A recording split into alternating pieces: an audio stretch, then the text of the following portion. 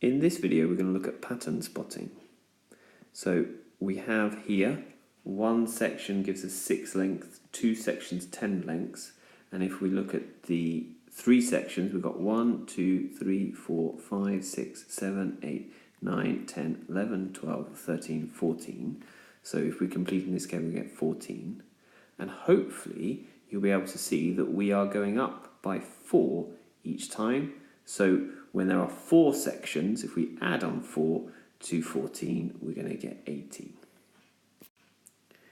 Let's move on to part B, where it wants us to make a formula calculating the number of gold lengths when you know the number of sections.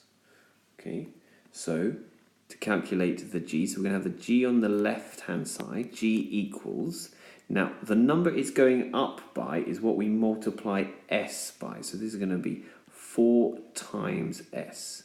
Now, if we take all of the values of S and times them by 4, we'd get 1 times 4 is 4, 2 times 4 is 8, 3 times 4 is 12, 4 times 4 is 16. Now, those blue letters 4, 8, 12 and 16 don't match 6, 10, 14 and 18. They're all too short. So our correction factor, what we need to add on, is plus 2. So our formula is G equals 4S plus 2.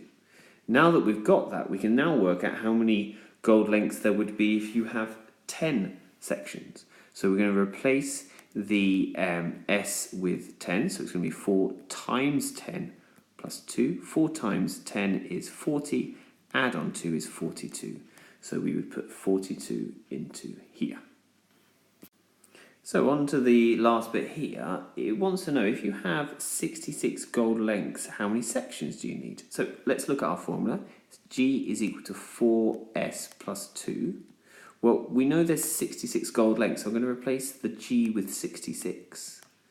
And I now have a little equation to solve. 66 equals 4S plus 2.